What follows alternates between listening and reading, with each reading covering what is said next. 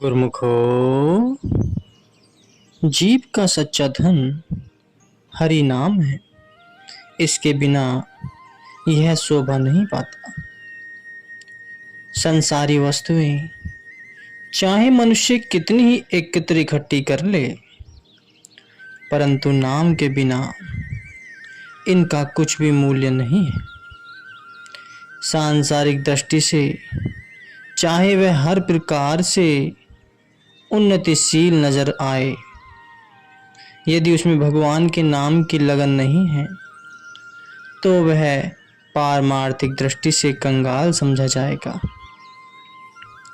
उसकी अपेक्षा एक मनुष्य धनहीन, रूपहीन, नीच जाति और हर प्रकार से निर्बल है, किंतु यदि उसके पास भगवान के नाम के साथ प्रीति है तो वह मालिक के दरबार में आदर और प्रशंसा का अधिकारी है।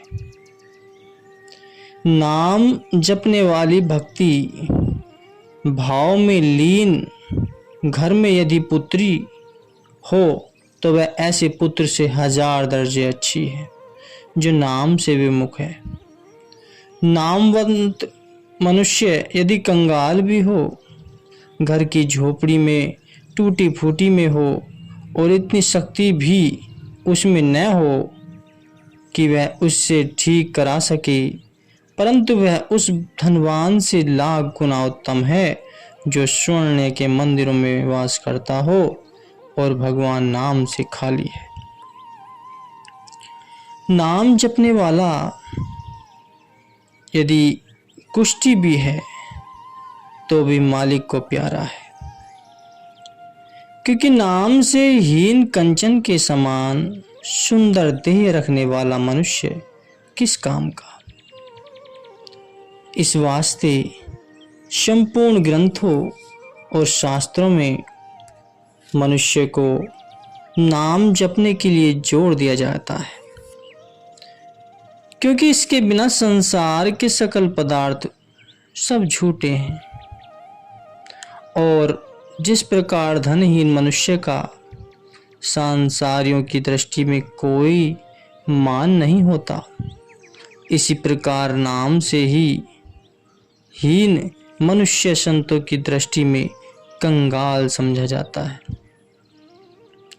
और मालिक के दरबार में उसका कोई आदर नहीं होता।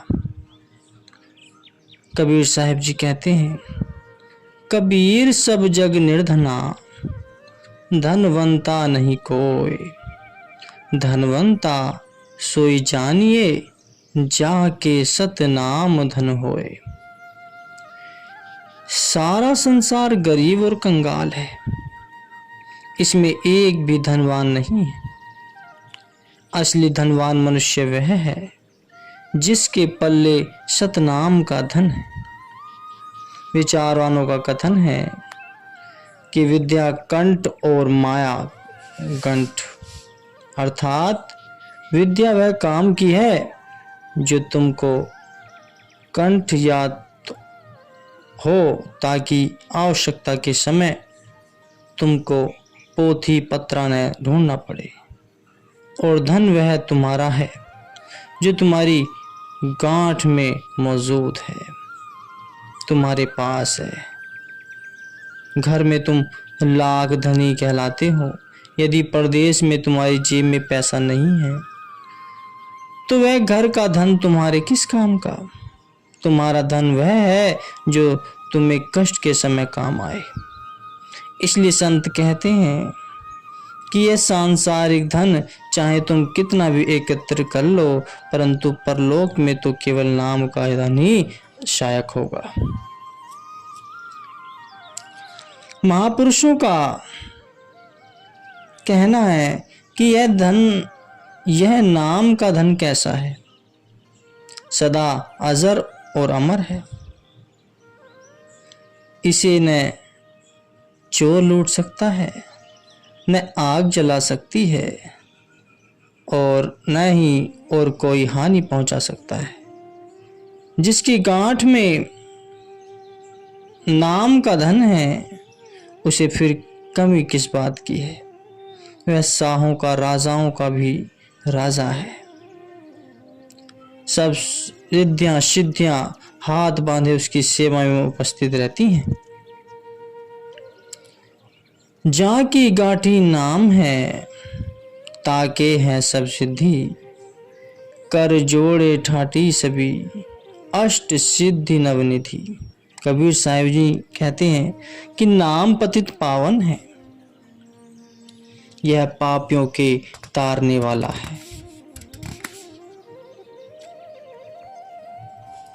प्राचीन समय में गणिका, वाल्मीकि, नामदेव, शदना, शैल, रैदास और शबरी भिलनी आदि अनेक ही नीच और पावंत जीव केवल नाम के प्रभाव से संसार समुद्र से पार हो गए।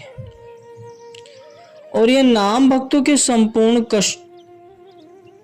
कष्टों को हरने वाला है।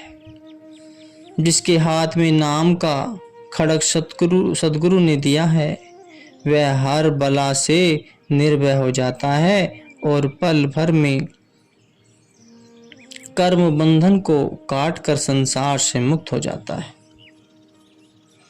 जिस प्रकार थोड़ी सी अग्नि भी करोड़ों मन सूखी लकड़ियों को जलाकर भस्म कर देती है, इसी प्रकार संत कहते हैं कि गुरु के नाम से संसार के करोड़ों विघ्न पल भर में दूर हो जाते हैं।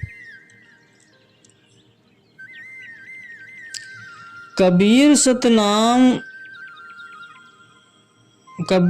सतगुरु नाम से कोटि विघ्न टर जाए, राई समान वसुंधरा केता काठ जलाए। नाम और नामी में कोई भेद नहीं है। संत कहते हैं कि हे जीव, यदि तुझे सचमुच उस मालिक के दर्शन की इच्छा है तो नाम से प्रीति कर, क्योंकि वह नाम से भिन्न नहीं है। जब तुझको नाम की प्रीति हो जाएगी तो फिर मालिक तुझसे दूर नहीं रहेगा। यदि तुझे मालिक से मिलने की इच्छा है तो उसके नाम से मिलाप कर, क्योंकि मालिक के नाम का मिलाप मालिक ही का मिलाप है, मालिक से ही मिलाप है।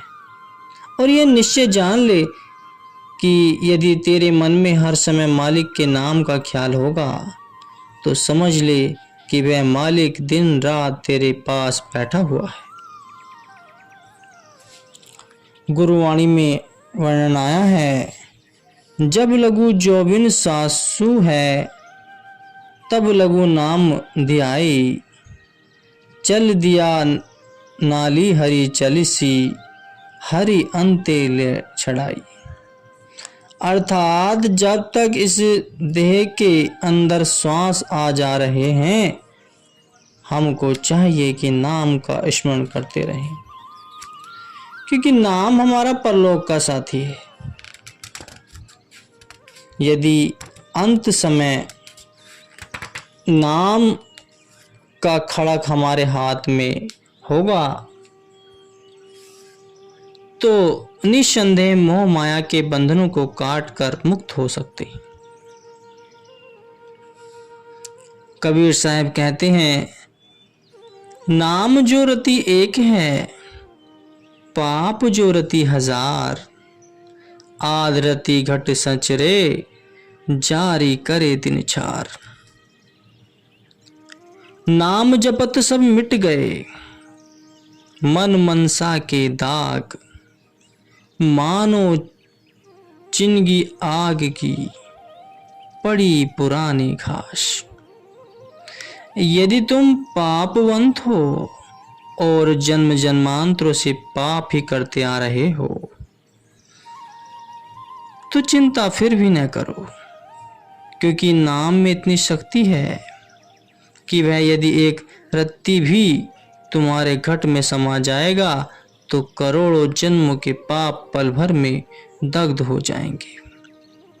जैसे पुराने घास के ढेर को तनक सी अग्नि भी जलाकर भस्म कर देती है, ऐसे ही नाम जन्म जन्मांतरों के पापों को नाश कर देता है। और जैसे सूर्य के उदय होते ही अंधकार का नाश हो जाता है, जैसे शीतकाल आते ही ग्रीष्म ऋतु का प्रभाव जाता रहता है, जैसे पानी के पीने से तृष्णा बुझ जाती है, प्यास बुझ जाती है, जैसे औषधि के सेवन करने से रोग नहीं रहता, जैसे भोजन पा लेने से भूख मिट जाती है, ऐसे ही नाम के सुमरन से सब पाप दूर हो जाते हैं और मनुष्य शांति को प्राप्त होता है। यह ज्ञान अग्नि है जो करोड़ों जन्मों के संचित कर्मों को जलाकर राख कर देती है। जैसे घर में दीपक जलाने से प्रकाश हो जाता है, ऐसे ही हृदय में नाम प्रकट होने से मोह रूपी अंधकार जाता रहता है। कुबुद्धि का नाश होकर सुबुद्धि प्रकाशित होती है और जीव त्रिगुणी माया सत्व रज तम से न्यारा होकर चौथे पद में जा निवास करता है। इसलिए हमको चाहिए कि हम नाम के बिना किसी वस्तु की भी आशा न रखें और गुरु के चरणों में पहुंचकर नाम दान मांगने के लिए उनसे आग्रह करें। सद्गुरु हम पे मेहरबान जरूर होंगे। सद्गुरु तो प्रेम के भूखे हैं, वे तो सभी जीवों का भला चाहते हैं। वो इस धरती पर सबको भव सागर पार तारने के लिए ही अवतरित होते हैं। उनसे नाम दीक्षा लेकर सभी का कल्याण हो जाता है। जो भक्त मन से सच्ची लगन से उस नाम को जपता है, वह समस्त दुखों से पार हो जाता है और इन्हीं सभी दुखों को सद्गुरु के द्वारा बताए हुए नाम को जपने से समस्त समस्याएं, दुख, क्लेश, पाप सब धुल जाते हैं, क्योंकि मनुष्य का सार बिंदु ही नाम है। इस नाम को जपने से ही मनुष्य की आंतरिक और आध्यात्मिक उन्नति होती है।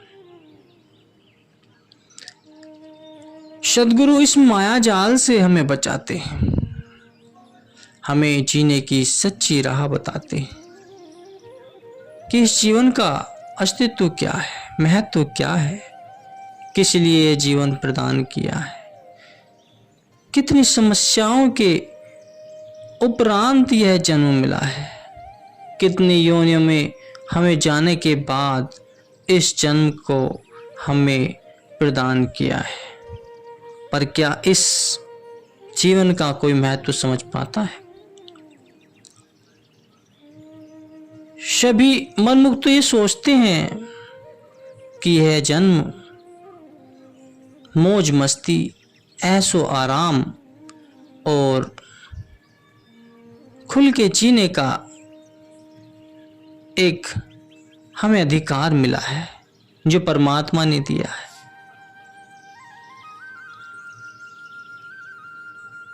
पर ये नहीं समझ पाते कि असल में यह जीवन किस लिए मिला है, इस जीवन का असली मकसद क्या है, इस जीवन से हमें क्या करना है, इस जीवन से हमें अपना अंतःकरण कैसे सुधारना है, परमात्मा की प्राप्ति कैसे करनी है।